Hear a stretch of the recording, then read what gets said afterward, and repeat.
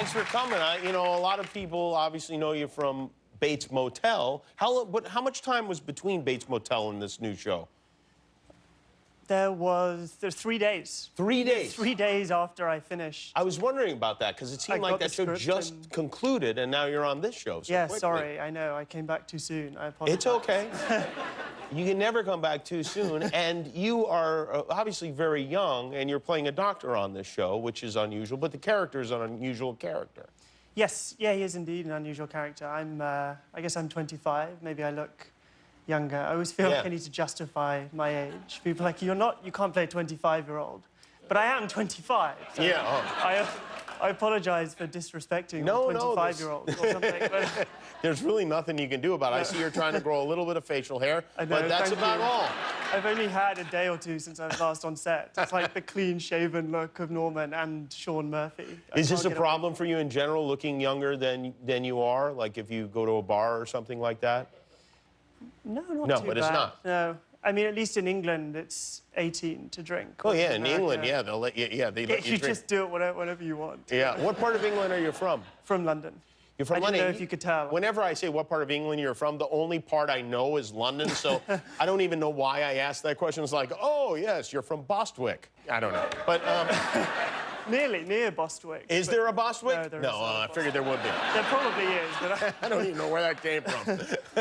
You were in a couple of movies with Johnny Depp, right? In yes. Charlie and the Chocolate Factory. And Finding Neverland when I was Finding Neverland. That was the first thing. Wow. So did you go to a regular school, or did Johnny teach you everything? I guess in terms of acting, he taught me a lot, but but no, I'd go to a regular school back in England. And then did you go to college as well? Yes, yeah, I went and did languages, Arabic and Spanish. Arabic and Spanish, really? Wow. Yeah, genuinely, as opposed to me lying to you. So, it just seems odd. So, like, you could carry on a conversation with Guillermo in Espanol? I could do my best. The Arabic is... It's better? Is worse. Oh, it's worse? It's been a while since I've practiced. Why did you study those languages instead of acting? Well, people think the Arabic's because I'm a spy. But it isn't the case. I'm not a spy. Well, but if you were a spy, you would certainly not say you were a spy. No, and this would be the perfect cover, wouldn't it? It would certainly be, and based on my research, a.k.a. watching James Bond movies, a lot of spies do have a similar accent to yours. Well, you never know. You might be a spy. I don't know who sent me here to investigate you, Jimmy. I don't know what you've been up to. It could be anyone. It could be the president, you know. He's turning over a lot of rocks right now. Exactly, yeah. So, okay, so you studied Arabic and Spanish, and then did you ever do anything with that information? I mean, I did my year abroad in Madrid, which I combined with the first season of Bates Motel. So I was working at a law firm in Madrid practicing the Spanish. So you're working at a law firm, and was it odd to your coworkers that Norman Bates was working there with them?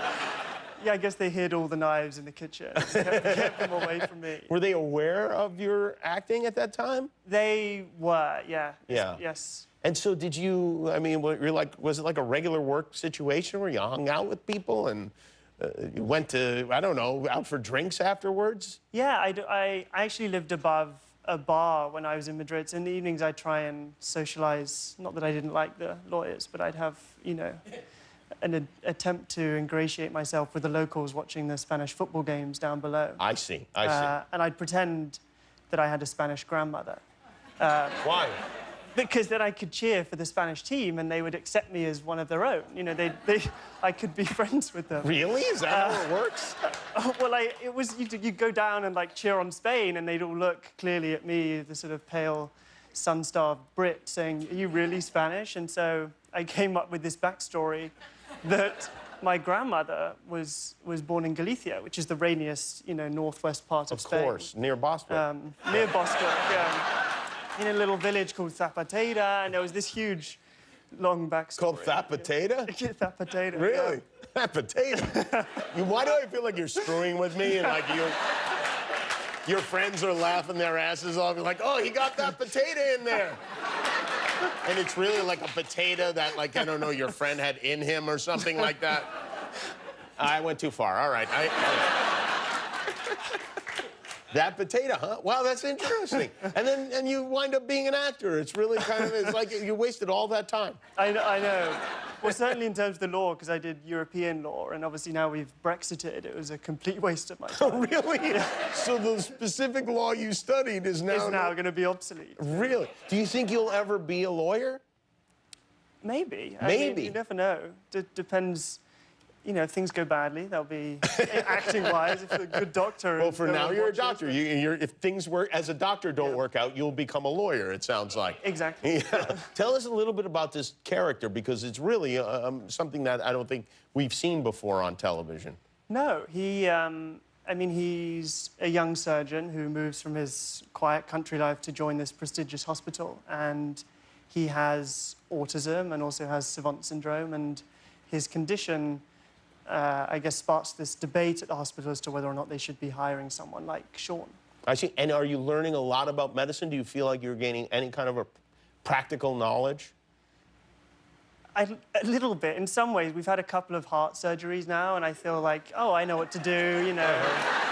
Echocardiogram, that all sorted out. But there's all the jargon as well that you have to learn on a... What have you learned, jargon-wise? Today, on the plane over, what was that? It was endoscopic retrograde cholangiopancreatography. So that's, yeah, it's probably Isn't a spoiler. That where they go in where that potato went in, right? Isn't that basically what it's all that the is? same thing, yeah. I just say Spanish villages and people buy it, yeah. Well, good luck with the show. It's called The Good Doctor. It starts on, it airs Monday nights at 10 o'clock here on ABC. Freddie Highmore, everybody. Thanks, Freddie. Thanks for watching. If you like that, subscribe to our YouTube channel for all the latest videos. And if you didn't, subscribe anyway. It's free. Who cares?